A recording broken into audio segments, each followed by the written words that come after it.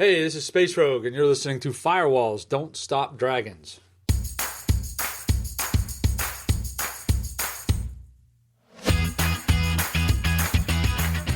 Hello, everybody. Welcome back to Firewalls Don't Stop Dragons. I'm your host, as always, Kerry Parker, and today we have episode 398 for October 14th, 2024.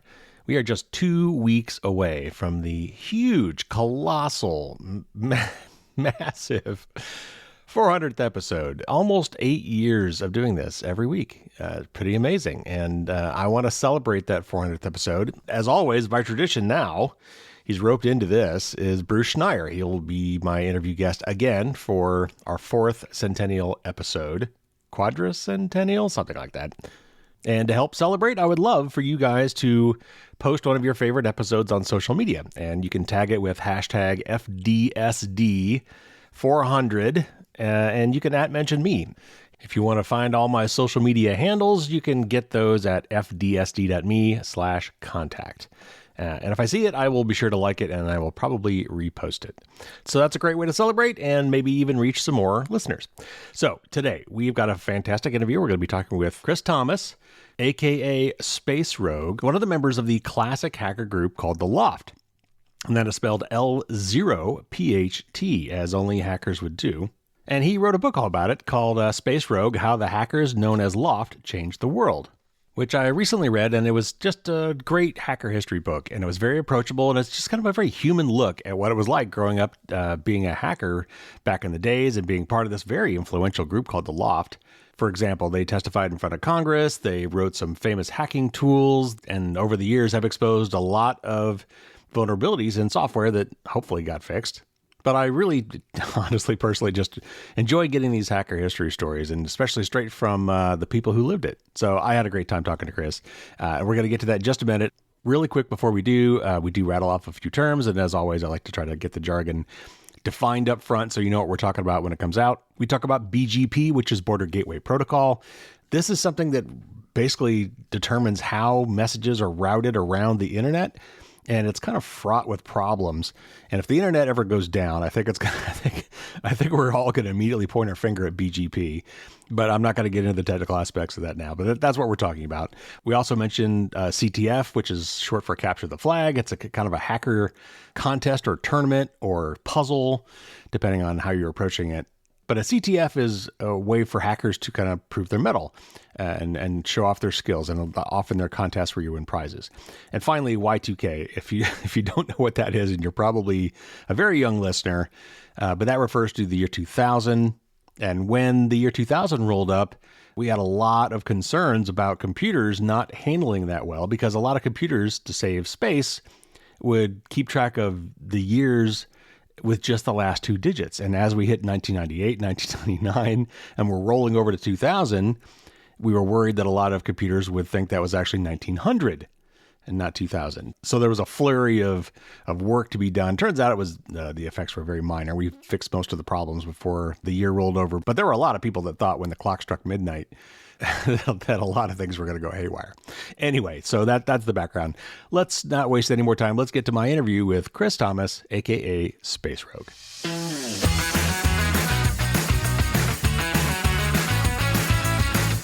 Cris Thomas is a seasoned cybersecurity expert with over 2 decades of experience in information security, specializing in risk management, threat intelligence, and security strategy.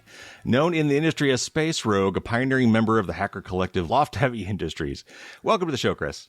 Thanks. I think we're actually approaching 3 decades now. Yeah, it should be. I mean, this is 2024. Right. So that's at least 24 years since 2000, and there's several years before that. So we're coming up on 3 decades, yeah. Tell us real quick about your book. What drove you to write the book? So the name of the book is Space Rogue, How the Hackers Known as Loft Changed the World. And I think that I wrote the book because some of the history was getting lost and forgotten about. And there was only a few of us that knew the history. And I wanted to document it a lot for my own recollection and make sure that the story of the Loft and the impact that we had was preserved. And a lot of people over the years have asked me, hey, tell me the Loft stories. Tell me about this. Tell me about that. And I'm like, you know what? I'm going to write it all down in the book so that it's there forever. I read your book, which was fantastic. I really enjoyed it. And as I was reading, I just kept thinking, I was so close to the scene, and I just totally missed it. And I was writing basic programs with my TI-99 4A, when I was in middle school, and I borrowed my grandpa's TRS 80, Trash 80, and I wrote him a little database thing. And so I was programming back then, and I took maybe one computer class, but I just missed the whole hacker scene because I didn't have a modem. Like I didn't know what a BBS was until many years later. And it just seems like so many of the hacker histories I've heard, it came down to my dad had a computer, and he had some reason to bring it home, or brought me into the office. And that computer had a modem. In Death Edge, calls it the area code lottery. If you happen to grow up at a place that had BBSs and a local phone call, because otherwise it costs a lot of money, like those three things had to come together. So, for a lot of these histories that I've heard. So, but I'm curious, like what is your origin story? Like, how did you get into hacking in the first place? How did it start for you? Kind of similar. Basically, you're right. The modem was the gateway. Without the modem, you were isolated and island unto yourself.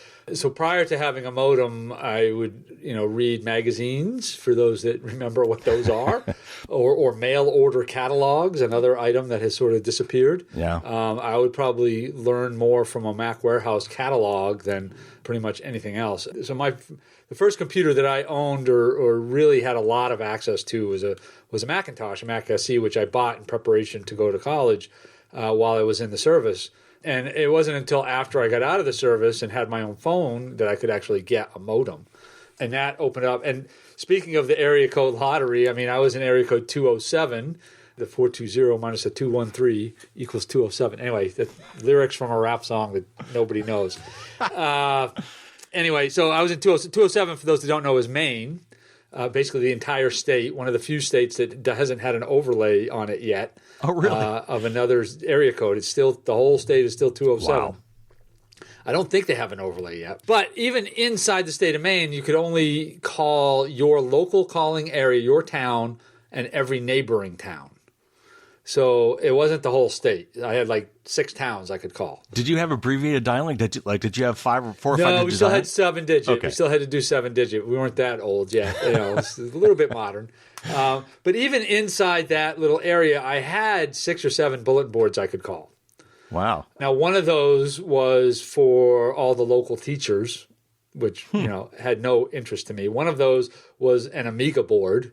A couple of them were more message-based boards, but there wasn't a lot of hacking stuff, right?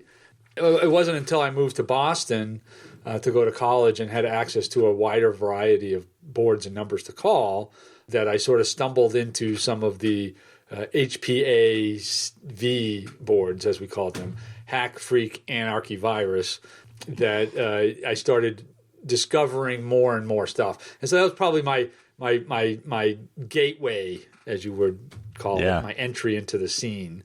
And from there, I started actually physically meeting people. And then, one thing led to another. And next thing you know, Loft is formed and kind of goes from there. Now, the meetings, were these like 2600 meetings? Were these Works meetings? What were they? Yeah, so in the early days, there was a board called The Works, and it was run by someone who a lot of people may know, listen to your podcast, Jason Scott, or at least it was ran by Jason Scott when I called it. That board has its own long history and deserves its own book by itself just for that bulletin board. Yeah. But when I called it, it was run by Jason Scott, Sketch Cow, and they had Works gatherings, is what they were called. And this predates 2600 meetings, at least in the Boston area. And we would hang out in Harvard Square and drink coffee from Au Bon Pain and talk to the old guys playing chess and just talk about bulletin boards and technology and hacking and all that kind of stuff that you do when you're, in your late teens, early 20s, and you're kind of hanging out in Harvard Square. What else are you going to do, right? Along with the kids in the pit. For people in Boston who know Harvard Square, there's the pit, which is no more. Anyway, I'm going off topic there, but and then those sort of morphed into 2600 meetings. 2600 was the magazine. They had their meetings in cities around the country, and I guess around the world, and so they sort of became a more regular phenomenon happening every month, as opposed to whenever anybody decided, let's have a work gathering. And so they became 2600 meetings. And then when the weather got cold, we moved inside to a pizza place until they realized we weren't buying pizza and kicked us out. And then I think we moved to Prudential Center Mall. And then I think it went back to Harvard Square for a while. And then it went somewhere else. I think it was at MIT Student Center. And Now I think it's back in Harvard Square somewhere. I'd have to look it up. But anyway, that's where it started. That's where we all physically met each other. And it was interesting because we only knew each other online, right? We only knew each other from their bulletin boards. And this is pre-internet. And so everybody had their handles and their hacker names, if you will. And so you would introduce yourself by your hacker name because that's what people knew you online. If you went and said, hey, hi, I'm Chris. Who the hell is that? Nobody knows. I don't know any Chris. Nobody Chris on our bulletin board. And I go, I say, hey, I'm Space Rogue. Oh, yeah, Space Rogue. Hey, I saw that post you wrote last week, blah, blah, blah, blah, blah, right? So I sit there and hang out with Brian Oblivion or L0pht or Count Zero, Doctor Who. These are all people that were on the bulletin boards that you would know by their hacker names. So how did that coalesce into the Loft? Like, how did all that turn into the Loft? Who are some of the early members? And I love some of the stories in the book about how you guys kind of self-funded by dumpster diving it for hardware and selling it at the MIT Flea. Give us some of that early history. So Count Zero and Brian Oblivion both lived in South Boston. They were I don't know if they were next door neighbors, but they pretty much lived on the same block.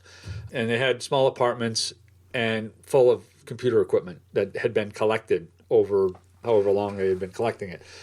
Brian Oblivion was running a bulletin board out of a computer that was in his bathtub because he didn't have any other place to put it. That's how small his apartment was. And so their wives were also friends and decided that they wanted to start a hat decorating business. Where you would buy a simple hat, you glue some stuff on it or whatever, you decorate it, and then you sell bedazzle. Bedazzle it, right? Bedazzle. And so there was an artist warehouse around the corner, and there was this big loft space available for rent, but it was too expensive for just the two of them to rent. So they roped their husbands into renting it as well, and they would store their computer equipment there. And I don't know who came up with the idea first or who roped in who or whatever. I wasn't there yet.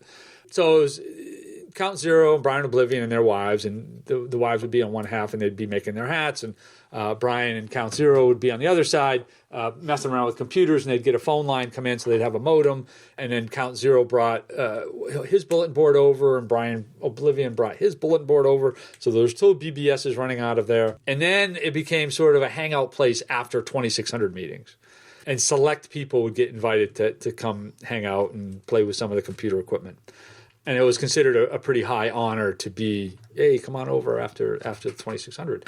And then at one point, maybe 6 months, 8 months, a year later, I guess, the wives had given up on the hat business and it's like, this isn't working. We're not making any money. We're not doing this anymore.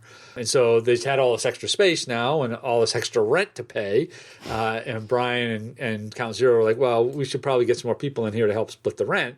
And so they asked me and Kingpin and Weld Pond. I think L0pht was also there at the point, and White Knight was also one of the early folks sharing space. And I don't remember who came in when, and a bunch of us came in at one time. Yes, I mean, we're talking 30 years ago. Yeah, so a long time ago, right?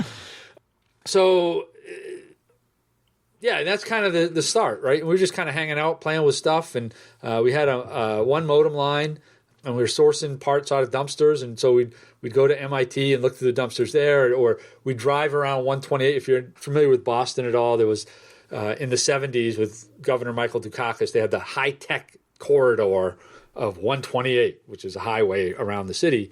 And so we'd go, Brian would actually ride his bike all the way out there, wow, several miles, and dump through dumpsters. But when Count Zero had a car, or I had a car, we would actually drive out and hit a bunch of these companies' dumpsters and just look for spare parts and find old circuit boards or stuff that other companies were throwing away. And we'd bring it back to the loft and try to make it work or build something new with it. And eventually we built a system, a box, I think it was a Sun OS system, to run loft.com. And we would run it over our dial-up telephone line, our modem line, right? Because there was a new company that had just come into town called the Internet Access Company, or TIAC. And I think the domain's still around, tiac.net. But anyway, it was a small ISP, one of the very first ISPs in the country that would sell internet access to regular people. Now, prior to this, you either had to be an employee of a major corporation, or at a school in order to even get an account that had access to the internet. So this was a big deal. And so I had my own personal account that I would dial in from home and use a POP protocol to check email or read news groups, or eventually the web came around. You could surf the web with Mosaic. I mean, this is very early days. Yeah. But, so we had one of the first, probably 10,000 websites of the entire internet was loft.com. And we had one of the very first early internet, and it was all run off a salvaged Sun OS box with a dial-up 56K modem. Yeah, pretty crazy. All right, so were your non-hacker friends and family aware that you were part of this hacker scene? Like, at what point did they find out? And maybe at what point? I know it's a big deal when Joe Men's book came out. That I think up until that point, until the CDC book came out, like just 3 or 4 years ago, a lot of these people had not associated publicly their hacker names with their real names, to the point where like people around like, wait, that's you? So when did you quote unquote come out, and what was the reaction like for your friends and family when you said, yes, I'm a hacker? I pretty much kept the two identities separate.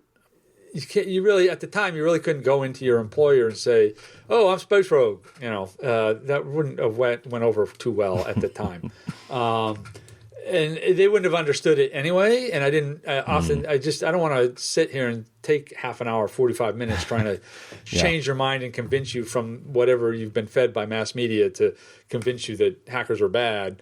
So I just didn't tell people. If they didn't ask, I didn't tell them. So. Much later, and I'll jump ahead in the history here. We had we founded a company called At Stake around 2000, 99, 2000, and the hacker aspect of the company initially was a very strong part. So we all kept our hacker names: Space Rogue, Mudge, Weld Pond, Tan, Brian Oblivion, Kingpin, and then venture capital came into the company and didn't like that and said, "We can't." Mudge can't sell product. Like, nobody's buying stuff from Mudge. Or who the hell is Space Rogue? I can't sell stuff to Fortune 500 with that name. And y'all got to change your names or use your given name. So but by that point, I had been fired from my own company. And that's a whole other story. Mm-hmm. I'm sure you'll ask a question about it later. So I left At Stake, and I was still using Space Rogue. I had never had to switch over to my actual given name. But everybody else that was still at Stake did. So I was one of the last of the L0pht people to continue to use Space Rogue as an actual name. And then several years later, I got a job at Trustwave. Trustwave is a security company in Chicago. And, you can't really get paid as Space Rogue. Sure. Like, I didn't have a bank account as Space Rogue. Although I suppose if I tried really hard, I probably could have got one. Or I could have created a LLC company or something and got paid with that. But so I started using my given name then, but very sparingly, because nobody knew who it was. Like, who's Cris Thomas? Nobody knows that. So I still continued to use Space Rogue as a professional name. So what was the reaction when people found out that you had this other side of your life that that you hadn't copped to? No, it wasn't really. I think by that point, the people that knew me knew. And since my employer knew at that point, previous employers, I don't know if or when they ever found out. Maybe they never did. But it wasn't like I was doing bad things while I was working for them. I just had a different name at someplace else. That's all. Right. Yeah. So, and I think, and then when I was at Tenable, I moved from Trustwave to Tenable, and I continued to use the Space Rogue moniker. And by that point, like, that name was much bigger than anything else. And even at IBM now, I still have spacerogue@ibm.com as an email address. I think the only time I've really used the given name was as the author of the book. And I could have, since it's, I self-published it, I probably didn't have to do that. And I think I thought about it for a while, and I decided to put the given name on there as opposed to the hacker handle as the author, because Amazon makes it really easy to use a pseudonym when you're self-publishing, as well as Ingram Spark and the other publishers. It's a pretty common thing. Yeah, that's true. That's one of the few places where the pseudonyms is kind of a common practice. Yeah, and so most publishers make it pretty simple to do that. So you get paid under one name, but your book is published under a different name. So, yeah. There were several other, named kind of famous hacker groups: Cult of the Dead Cow, Legion of Doom, MOD, Masters of Deception. Masters of Deception. I always have to stop and think about that one. But I know you guys cross-pollinated and overlapped. How much back and forth was there? How many people were in multiple groups? And then while we're talking about that, I've got to ask, what's your take on the hacker wars? That's always something that people talk about, the big beef between LOD and MOD. What actually happened there? LOD and MOD predated us mostly. And that whole shenanigans happened basically pre-Loft, or just a little bit before Loft. MOD was, and I don't know the history. I probably shouldn't be telling the story because it's not really my story. But MOD was formed as a direct result of a beef some members in LOD had, and they called it MOD because it was one letter more than LOD. And then they came one up louder. One louder. So they came up with Masters of Deception to fit. It's a backronym, right? But at the same time, as Loft was Cult of the Dead Cow, which did start earlier. There was also Root, R00T. There was also Woo Woo, which was sort of at the end of Loft, but there's some overlap there. And there was dozens of other groups that you've never, ever heard of before and have fallen by the wayside and in the dustbin of history. But there were dozens and dozens of groups, especially once the internet came in and people had access to the internet. It was just tons. As far as cross-pollination goes, Doctor Who from Legion of Doom actually was in Boston at the time and hung out with a bunch of us. And there was some other members of those groups that were around. I don't remember who, but I know they were around. Cult of the Dead Cow was formed in Lubbock, Texas, I believe, and had a strong contingent in Houston. I think it was Houston. Austin? I think it was Houston. But they also had a strong contingent in Boston. And there were several members of Cult of the Dead Cow in Boston. And so eventually Mudge and Dildog either became Cult of the Dead Cow members or were Cult of the Dead Cow members before they became Loft members. And I think this is where Men's book sort of blurs the lines a little bit. In his book, he sort of makes the case that Loft and CDC were the same, or very closely related, or basically one group. And that, in my recollection, is absolutely not the case. And there were two separate, distinct groups with two separate, distinct memberships, even though some people were members of both. But I think that's one of the big differences, because both Men's book and mine cover similar time periods. But I think he blurs that line a little bit because it helps his narrative of CDC, of promoting CDC. Whereas since I didn't see that in my experience, in my recollection, and I wrote a book focused on Loft, I just kept it with Loft. Gotcha. Yeah. Okay, well, your book covers all sorts of really interesting kind of parts of your history in a mostly chronological order. We can't possibly cover it all, but I want to pick a couple things from the book that I thought were interesting and get your live take on some of these. So one of the things that I thought was interesting about the way you guys developed was kind of how you kind of came into the media spotlight. So at what point did you guys start garnering media attention, and was that a conscious thing? Like, did you decide you wanted to get out there, or were you kind of discovered? And how did that change the dynamic of the group? Yeah, both. I think it was both conscious and organic. So early on, we would find security issues at our day job, because back in those days, they were simple to find. Like, you'd trip over them. Like, oh my goodness, there's a big hole right here. Yeah. And so we would go to the vendor and we would say, hey, we found this problem. Can you fix it for us, please? I work at this big company. I have all these users. We pay for your product. We want our users to be secure. I found this hole. Can you fix it? And he'd be like, oh, thanks. Who else have you told?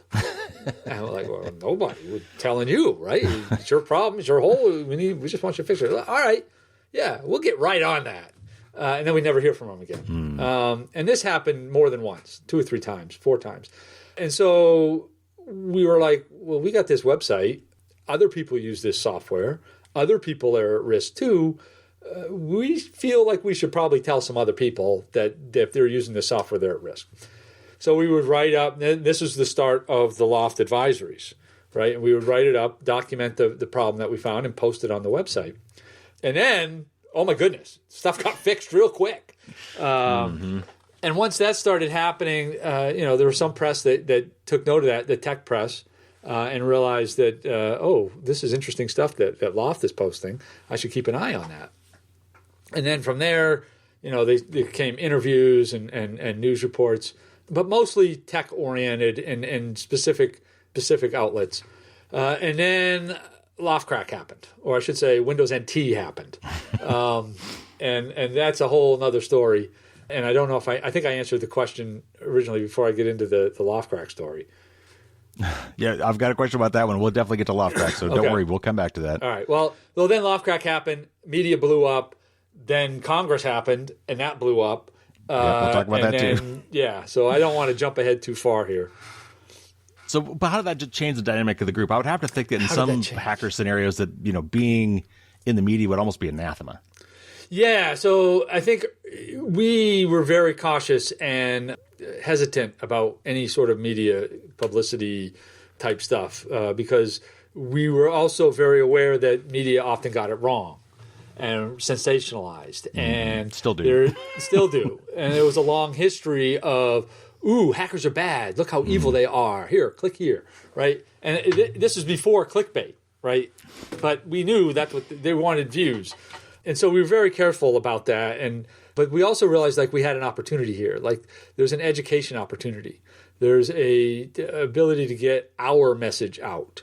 And so we sort of, crafted our relationship with the media and the press. And we would vet our reporters and journalists very carefully before we would grant them interviews, especially video, and try to make sure that the story that they were going to present aligned with our ideals and beliefs and not with the sensational stuff that they wanted. And we got burned a couple of times, luckily for smaller outlets, but from that we learned and we figured out, well, okay, lesson learned on that one, we'll be more careful next time. And so as the press started building and getting more larger, I guess, from larger outlets, we started going to CNN and ABC News and McNair News Hour on PBS, and it sort of kind of took on a life of its own and snowballed. But at the same time, we still kept that very cautious, and we turned down a lot of press too. Nope, we don't like you. We don't believe you're going to submit, put things in a positive light, so we're not going to grant you an interview. And people would get upset about that. I still get people now that try to do that, and I'm like, nope, not talking to you. And they were like, I did an interview with so-and-so. I could blah, blah, blah. I'm like, I don't care. It doesn't do anything for me. Whatever. So I don't know if that changed the dynamic of the Loft much, but it was something that we were cognizant of and tried to use to our advantage as opposed to the other way around. All right, so you've already previewed a couple other things, so let's get into that. So talk to me about Loftcraft, because one of the biggest contribution, I think, to cybersecurity that you guys had, it's got a long and winding history, a very interesting history. The book talks about all the different changes it went through, including name changes and things. So how did the tool come to be about? How did it morph through the years, and then tell us where it ended up? Yeah, so I guess first I want to say that Loftcrack was not 100% a Loft invention, right? There was a lot of other people that worked on it earlier, and I detail that in the book and footnote it all very specifically. And I did that on purpose because I wanted to make sure that the other people that were instrumental outside of Loft in getting us to the point where Loftcrack could be created got the credit that was due them, because a lot of those changes, while significant, are often overlooked in the history. So I think it starts with Windows NT, right? And Microsoft releasing Windows NT presumably maybe standing for network, and Microsoft was pushing this as a server operating system, as a alternative to Unix OSs, and knew the web was coming, or the internet was coming, and wanted to jump on that and be part of that. Of course, your old graybeard Unix systems admins were like, what is this toy over here? This is not... What is this? This is a pretend operating system. No. And there was a lot of features that were lacking in Windows NT that systems administrators had grown accustomed to using, One of those features was the ability to audit a password and be able to tell if their users were using strong passwords or not. And that was a feature that was not available in NT. And Microsoft was like, well, you should never need to know what the password is. Well, true, but I need to know if it's a secure password, even if I don't know what the password itself is. So anyway, there was a bunch of work being able to people dumping the password hashes, realizing that it wasn't really a real hash and it was padded with zeros and all this other obfuscation that Microsoft had put in to make things backward compatible with Landman and whatnot. And so at some point, there was enough information out there that I think Mudge wrote the first version of LoftCrack. And LoftCrack basically would allow you to crack the Windows NT password. It did not dump the password out of the system. It did not break into the system. You had to already have administrator access to get access to the hashes, be able to extract them from the system, and then you could run LoftCrack on it, right? Of course, the press messed that all up and kind of glossed over a lot of those details. Yeah, not surprising. But LoftCrack comes out. We pushed it on the website. It's a command line only tool. So you kind of have to have some savvy knowledge stuff to be able to use it to begin with. It's not point and click. There's no GUI. There's no graphical user interface. But it got some press, and it kind of punched Microsoft in the nose a little bit. And they're like, oh, this is a theoretical vulnerability, hence the Loft tagline, making the theoretical possible since 1992. And they're like denying it. Oh, this is not real. Like, you already need admin access, blah, blah, blah, blah. But they didn't fix anything. And so we're like, okay. And so we wrote a graphical user interface for LoftCrack. Point and click. Click, click, clickety, click, click. It's easy, man. There's a deep reference for you. Anyway, so that was LoftCrack. And we realized that people were using LoftCrack in their security assessments. At this point, security was actually somewhat of a business, right? It was starting to be. Yeah. And they were charging big bucks. So they'd download our free tool that we were giving away and charge thousands of dollars to point out weak passwords. And we're like, what's going on here? Why? Where's our money, right? So we was like, all right, the command line version can still be free, but we're going to charge $50 for the GUI version. So if you wanted to run LoftCrack for free, you still could. We still had to download it, compile it, run it on your own system. But if you wanted the point and click easiness of it, we asked for $50. And, we didn't get rich out of it, but there were a lot of companies that couldn't use commercial software unless they paid for it, right? Because it's illegal. And so we made a couple $100 off that. But it also got more press with the GUI version. I'm running in circles here. So, all right. So then I'm going to jump ahead another bunch. LoftCrack 2, LoftCrack 3 maybe. Then we got the venture capital and started At Stake. At Stake did not want to have a cracking tool. That was bad. So we changed the name of marketing LoftCrack. guys didn't like that, yeah. Yeah. So the LoftCrack got changed to LC or something. Yeah, right. The LC tool or I don't remember what the actual name was. But they didn't market it or sell it or anything because they didn't want to be a product company. Right? AtStake wanted to be a services company, even though we had all these products that were making money. Then AtStake got sold to Symantec several years later. Symantec didn't know what the hell to do with it, and they weren't marketing it or selling it at all. And so Mudge, Weld, and Dilldog approached Symantec and said, hey, we'd like to buy LoftCrack back from you, as well as this other product that we were working on a long time ago that you own now too. I was not privy to those negotiations. I have no idea what happened or how much was involved or what happened, et cetera. So they got LoftCrack back and they got this other technology back too. The other technology goes on to become Veracode, which is run by Cris Thomas and at the time Dilldog. Big company, you may have heard of it, right? Yeah. So that has its Loft origins. LoftCrack then becomes a property, I don't remember what the name of it. They created a company, LoftCrack Holdings LLC or something. And it was Mudge, Weld, and Dilldog. And they released LoftCrack 6 or 7, made a bunch of updates, speed improvements, and then realized a couple of years after that, like, this is a lot of work. We don't want to do this anymore. So they sold LoftCrack to another company to run it for them.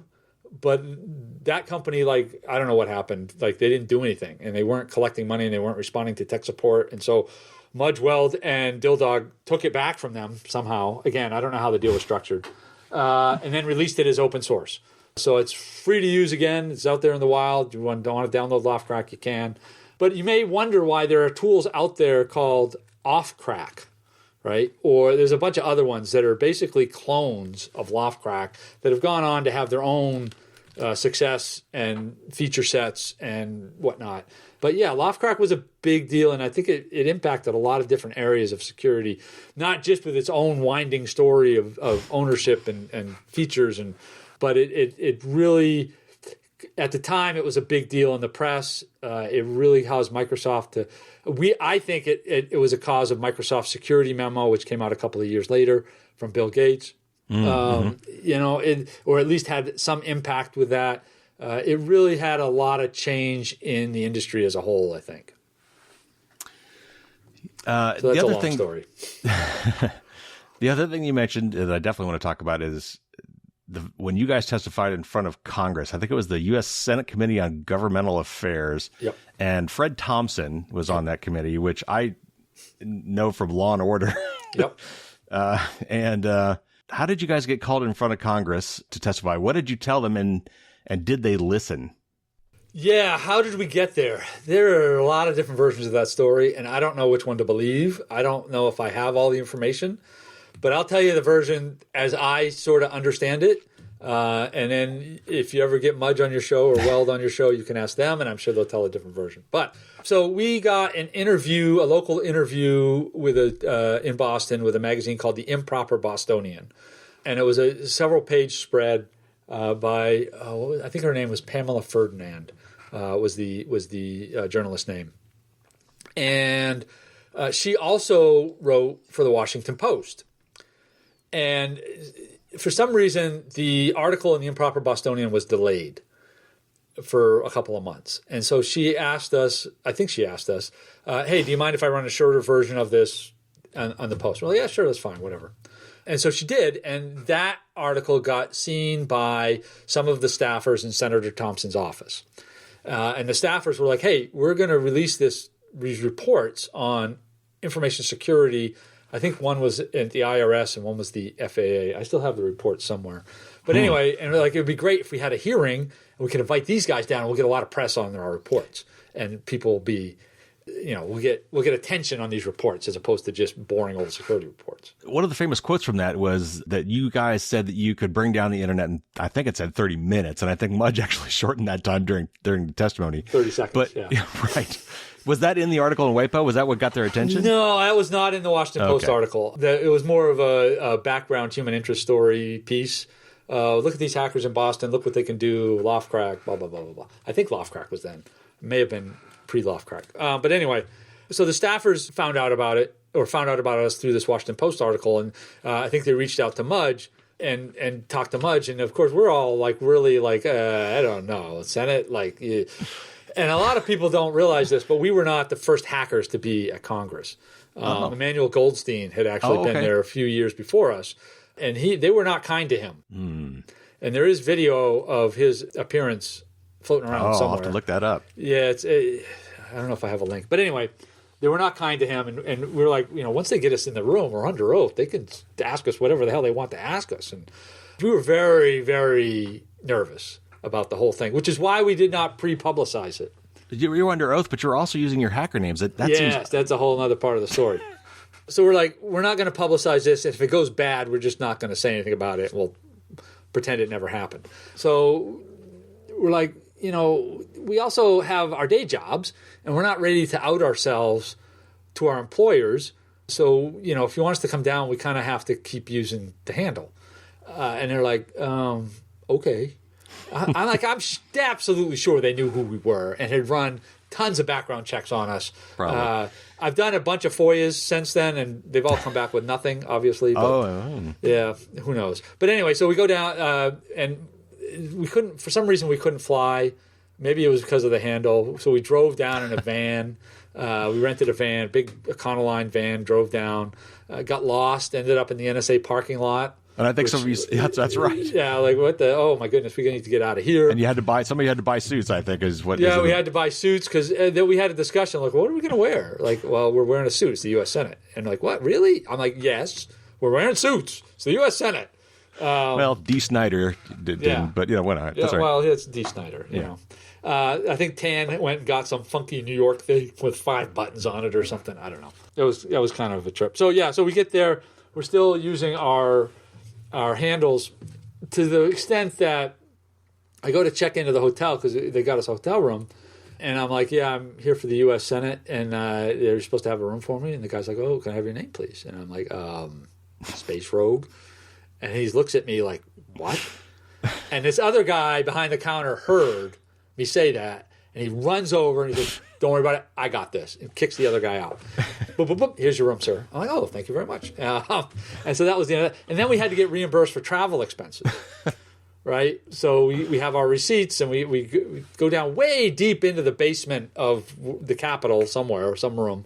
And we all had additional names for the official record of what our receipts were, because you can't pay out Kingpin. Sure. Right? Put his name. So, and I don't remember, there was a, like they were all baseball oriented or something. I don't remember. But so, yeah, we had actual, like the whole thing, as far as I know, nowhere in the official record is our actual given names. Well, which that may have made your FOIA request kind of difficult. Yeah. So I don't know. I mean, I've FOIA'd for Space Rogue. I've FOIA'd for Cris Thomas. I've FOIA'd and FOIA'd and FOIA'd, and I've gotten nothing out of any of that. So I don't know. But like I said, there's several different versions of that story about how it happened and how we got there. As for the testimony itself, you already alluded to. So Senator Thompson was there. Senator Glenn was there. Guy's been on the moon. Yeah. Senator Lieberman. Yep. And the senator from Maine, who I no longer like, who I did at the time. And she's still a senator? Collins, yes. Yeah, okay. Yeah, she's still a senator. She got reelected somehow. But we won't go into that because it's a whole other story. Yeah. But anyway, it was a star-studded cast on the panel up on the dais. And unbeknownst to me, Mudge had found a vulnerability in a Cisco, I think it was Cisco router.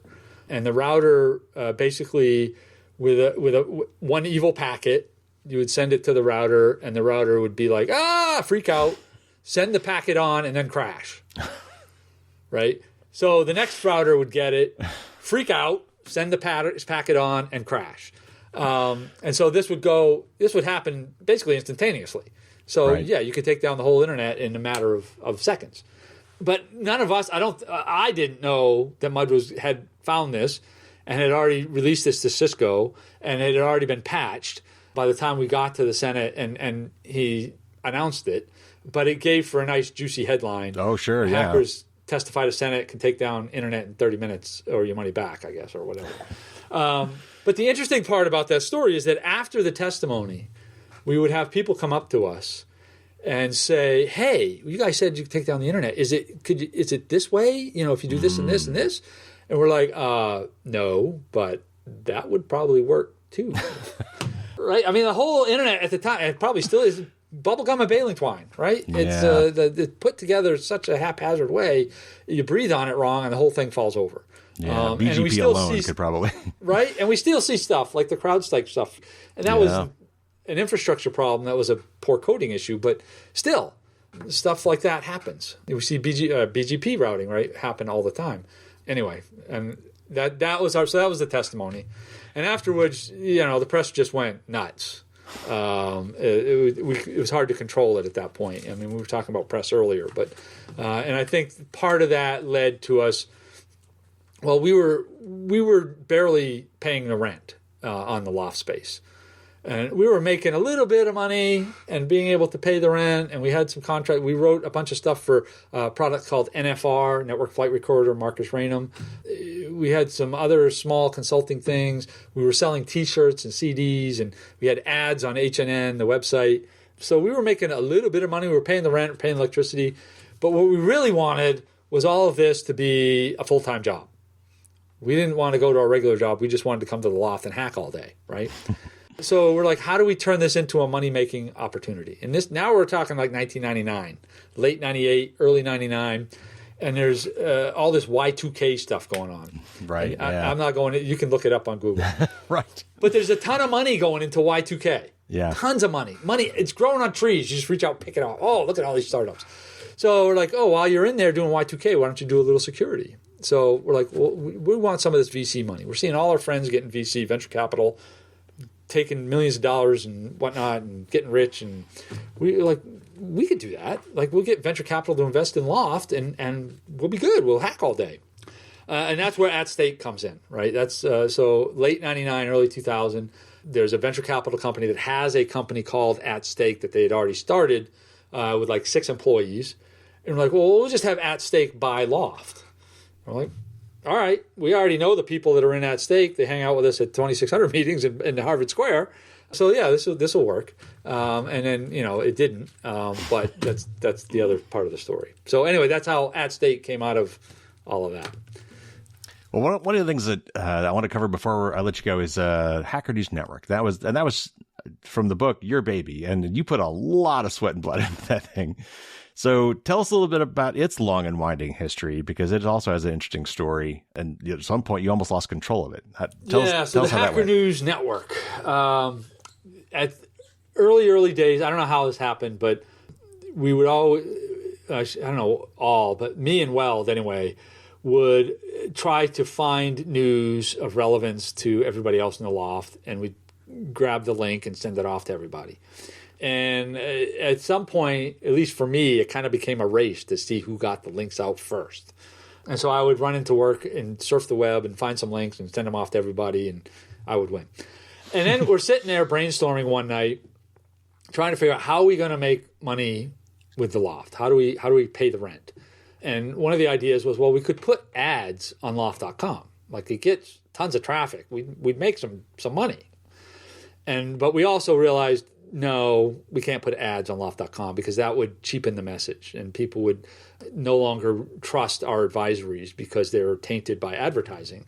And it would also put us at the under pressure of the advertisers. Like, if they threatened to pull their advertising, we'd be left without an income stream. So no ads on loft.com. So I'm like, all right, well, how do we get a piece of this pie? Like, why don't we just create a different website? And so I was like, you know what? I'm going to create the Hacker News Network. And so everybody's like, yeah, sure. Space Rogue and his crazy idea. We'll let him do it, whatever. It costs a domain. It's $8, whatever the cost was back then. Yeah. So we got hackernews.com. Weld built up some simple graphics, and I would just hand code the HTML news every day. I would get up at like 6 a.m. I'd drive to the loft. I'd surf the news. I'd write it up, HTMLize it.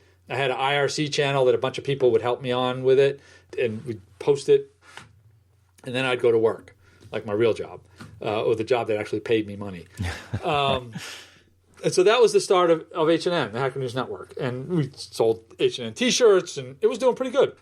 Then we got sold to At Stake. And they're like, well, we're not really doing products. And I'm like, it's not a product, it's a website. And they're like, all right, well, whatever. Give us a business plan. I'm like, okay. So I wrote up a business plan, and I had it making like, I don't know, $200,000 a year within 3 years if you invested, $50,000 or whatever. I thought that was a big deal. And they're like, oh, it's less than $1 million. We're not interested. I'm like, what? And then, as I've alluded to before, I got fired from At Stake. And H&N kind of they owned it at that point because it was part of the sale, or so I thought. And it kind of wallowed for a couple of weeks or a month, and then they just turned it off. So that was the end at that time. 10 years later, 15 years later, I don't remember. The old IT admin for At Stake reaches out to me, and he says, hey, I still own hackernews.com. Do you want it? I'm like, doesn't Symantec own it? Because Symantec bought At Stake, and like, well, he's like, yeah, maybe technically, but they never transferred it, and I still got it. I'm like, all right, send it over. I'll take it. I had no idea what I was going to do with it, and I just kind of sat there for a while. And then Tan, one of the Loft members, 10 years later, go again, another 10 years.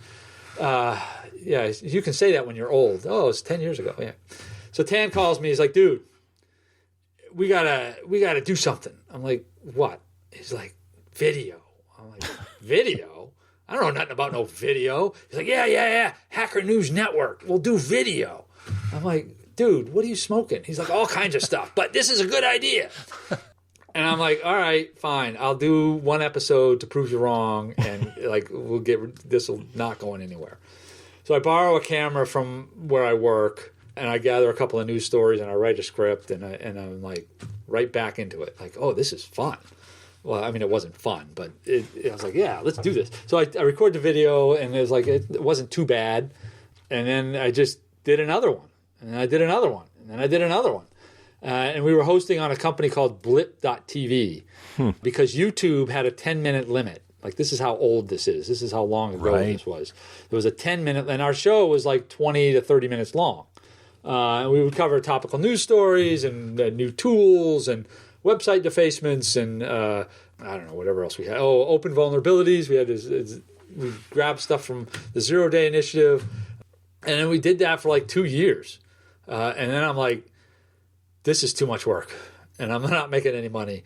And we're not going to make any money. I'm done. And so I unceremoniously just kind of ended it one day.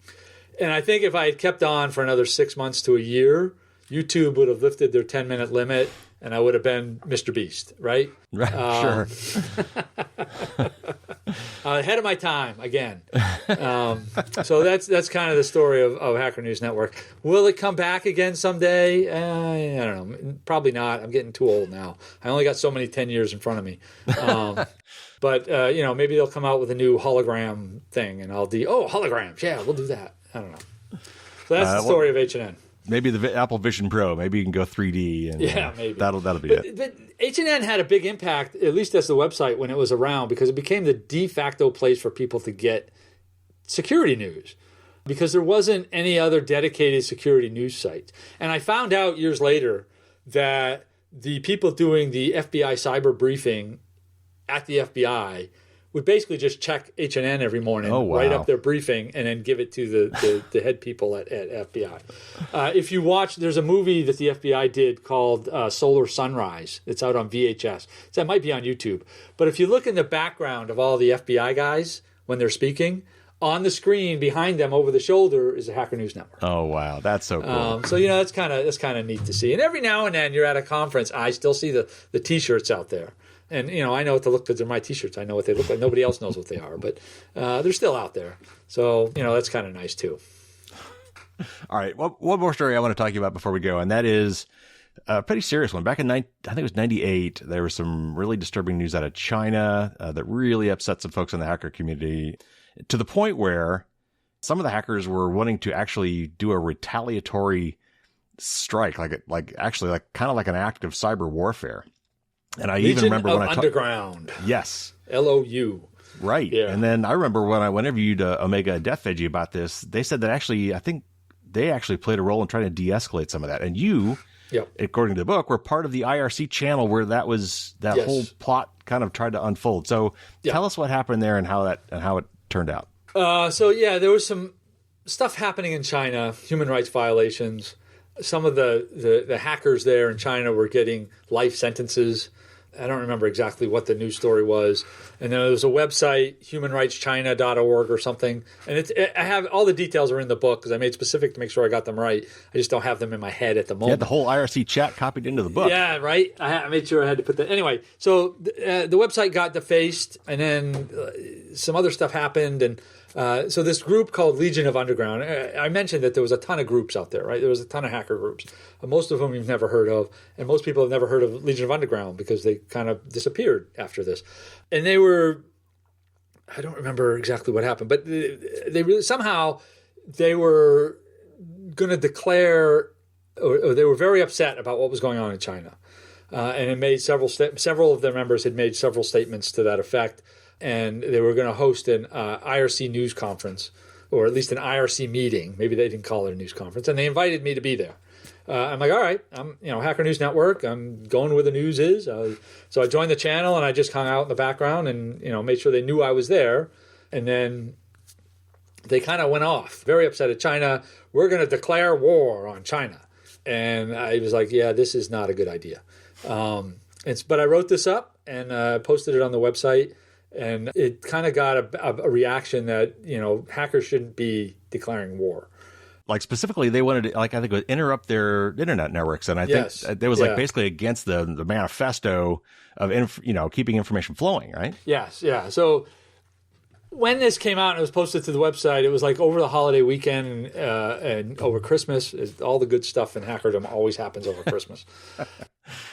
And so Chaos Communications Congress and CDC specifically, I think, organized a bunch of groups together to sort of come out against this statement and say, these guys do not speak for all hackers. These guys are not part of us. These guys are not following the hacker ethos. And so Chaos Communications Congress, CDC, I don't remember all the others. There's 5, 6, 7 other groups involved. And eventually Loft also signed on, which is a whole other thing. And I detailed that in the book. And we released this statement saying, this is bad. They're bad. We don't agree with it. And then that really de-escalated the whole thing.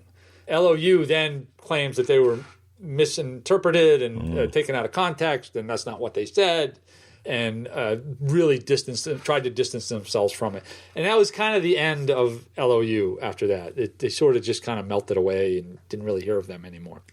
Interestingly enough, and I don't remember if I put this in the book or not, 20 years later, I'm starting work at IBM, and I get a message across the internal Slack, hey, I heard you started working here. I'm like, yeah. I don't know who this guy is. Like, he's just some random person. And IBM's a huge company, right? There's 100,000 people working there.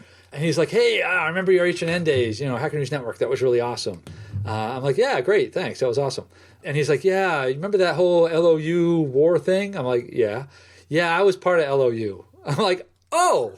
Wow. Really? That's nice. And it was, and we had a chat, and it was good to compare notes and see it from the other side. I just thought that was interesting. It was like 20 years later, 25 years later, or whatever it was. And, people are still out there. Like, all the hackers that were there at the day are still there today. We didn't go anywhere. We didn't just, hide or anything or, fall off the planet. And that brings me to, there's another statement. And I know we're running long, but there was a statement by I think it was Symantec CEO back in 97 or something. And he's like, we don't hire hackers. And I'm like, how do you know? How do you know? You pull their arrest records, great. Does it say hacker on there somewhere? Probably not. So you don't really know we're out there, we're in everything. You just got to look hard. Right. Anyway. All right. So, as we wrap up, a couple deeper questions. So looking back, what would you say, are Loft's most important achievements, and what are you most proud of looking back on the legacy of Loft? Loft's most important achievements. I mean, Loft Crack was pretty big. I think H&N was big. The congressional testimony was big. But I also think that the long reach of Loft, the influence of Loft in the community, right? If you look at who is around as a senior information security people today, a lot of those people were in the Loft or its at-stake orbits during 20 years ago, 25 years ago. A lot of people were influenced by the website or the security advisories. And so it's not just us 7, 10 people that were part of Loft. I think it's all the people that were influenced or impacted by Loft who have then gone on to spread that message beyond Loft itself and into the greater internet as a whole, which is why the tagline of the book is the hackers that changed the world, right? And I truly believe that. And it wasn't just us members of the Loft, but it was really everybody who contributed to that and everybody that was surrounded by us and everybody that was visited our website and sort of furthered their own motivations because of Loft. Yeah. That's one of the reasons I love talking to folks like you and doing these kind of interviews is as I don't think people understand the latent impacts of these groups that most people probably honestly have never heard of. But they had a lot of impact on things today, and they're behind a lot of things that you wouldn't know that they were behind. And I think that's why I think it's great to bring these kind of things to light and hear these stories. Every year at Black Hat, there's a photo of the OGs of the internet. I don't know what we actually call it, but a bunch of us get together. There's usually 30 or 40 of us in the room, and we take a picture every year. And I look at the picture this year, and I'm like, wow, almost all of these people are somehow impacted by Loft. There's a few that aren't, that I don't know, that I've never heard of. But for the most part, all of us old-timers are people that have absorbed that loft message and then put it out into the world. Yeah. All right, last question. Yeah. What advice would you give to somebody who might be interested in entering the field of cybersecurity or ethical hacking? How important is a college degree? Because I think a lot of people think, oh, you need that for anything anymore. But this seems like one of those areas where you really don't. But that's another thing that a lot of people say, oh, you have to have certifications. You got to get these things that you can put on your resume. What advice would you give to somebody who wants to get into that? And if you have like books or websites or documentaries or anything else that you might want to throw out as like, go check this out, or text files, what would you recommend to somebody who's interested in getting into this field? Let me start by talking about ethical hacking. You don't have ethical locksmiths. You don't have ethical lawyers, right? I really don't like this ethical hacking term. You're either a hacker or you're not. There's no anyway. As for people just starting out, that's interesting. The world has changed a lot. One of the things I do at IBM for X-Force is I help run our internship program. Not as much as I used to, but I started our own internship program at X-Force. And so we get a lot of resumes from people from around the country. We usually have like 10 slots. We get about 1,000 resumes for those 10 slots. Wow. And the quality of talent that is coming out of the schools today is absolutely amazing. And I look at some of the accomplishments these people put down in their resumes, and I'm like, holy moly! You're 22 years old, and you're already doing all this stuff. I'm like, wow, which makes choosing interns really difficult. But I think 25 years ago, like when I started, you could not get an information security degree. It did not exist. Right. So that wasn't really a choice. Today, it's an easy choice. A lot of schools offer information security, and it's easy to get. It's not necessarily easy, but you can get a degree, if you put your mind to it. That said, degrees cost money, and formalized education is not for everyone, myself included. I strongly encourage everyone to get a degree if they can. It makes your life a whole lot easier. You overcome a lot of hurdles instantly with that piece of paper. But if you can't, or for whatever reason, certifications is a great way to go too. What certifications to get, that depends on where you want to be and what kind of job you want to get and what company you want to work for. Some companies require certifications. Some companies will allow you to get the certification after you get the job and will pay for it. Varies by company. So, but how do you get started, right? If you can't go to school or can't get into the school and you can't afford the certifications or whatnot, there are a lot of free activities on the web. Hack in the Box is one. There are CTFs, a lot of free CTFs out there. Pico CTF comes to mind. You can volunteer at a local B-Sides conference. Yep. You will learn so much about security, not to mention people that are in security, by going to a B-Sides conference. And there's pretty much one in every city these days, within a couple hours drive at least. And they're, for the most part, free or low cost to attend. Obviously, that's a great way to start. Books and self-learning, if that's your thing, great. There's a lot of self-paced learning online as well. So there are ways to get started. But I hate to say it, but I think these days you really got to get the degree. If you can't get the security degree, get an easier degree. Get one in English literature. Having that piece of paper checks the box on so many things and makes life a lot easier. Can you go a different route? Absolutely. Can you achieve the same things a different way? Absolutely. Is it a whole lot harder? Yes, it is. I think it was the White House or CISA or somebody just recently put out a thing basically saying that we don't necessarily require college degrees anymore, which I thought was huge. And I thought that was because so much of this stuff, if you're motivated enough, especially all you need is a computer and yourself and the internet probably. And there's so much you can learn on your own. I think it was kind of neat that they kind of acknowledge, you know what, you don't have to have a college degree. And maybe I hope that kind of spreads to the industry because this seems like an area where a lot of people don't have to. And I completely agree with what you're saying. And I wanted my daughters to get college degrees no matter what they did because it's a ticket. IBM actually is the same way. We don't require college degrees, but if you're looking at the hiring manager and he gets 100,000 resumes for 10 slots, and he's comparing somebody with a degree versus somebody without, the person without has got to have a lot of other experience and other stuff to make up for not having that degree. And that's the personal individual bias of the person reviewing the job, the applicants. So Yeah, while some of these places may not require a degree to get hired, you're doing yourself a disservice if you don't try. Here's my own personal story. I didn't get a college degree until I was like 35. And basically, I went to a bunch of job interviews, and these were standard tech IT help desk jobs. And I would get all the way to the final interview where you're pretty sure they're going to offer you the job. And they're like, I don't see a degree on your resume. And I'm like, well, no, because I have 15 years experience. I've been doing this since, whenever. And I've done this, and I've done that, and I've done this. And it's all there on the resume. And they're like, oh, thank you very much. We'll let you know. And you never hear from them again. So after like the fourth or fifth time of that, and I finally got a job, I was like, all right, I got to go get a degree. So I spent one class a semester. It took me 8 years. I tested out of classes. Basically, we just went to my local college, some online, some in person. But I now have a Bachelor of IT degree from University of Massachusetts Lowell. But I didn't graduate till I was in my late 30s. So anyway, it can be done. It can be done cheaply. Got to do it. Last question. What's next for you? Are you gonna revive HNN? You gonna write another book? What's next for you? That's a good question. Right now I'm happy at IBM. I'm always looking for new opportunities.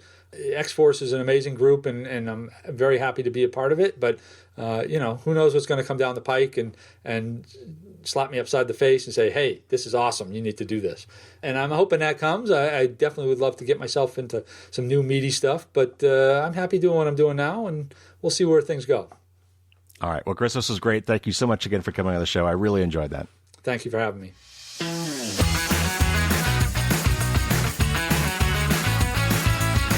Thanks again to Cris for coming on the show. That was a lot of fun.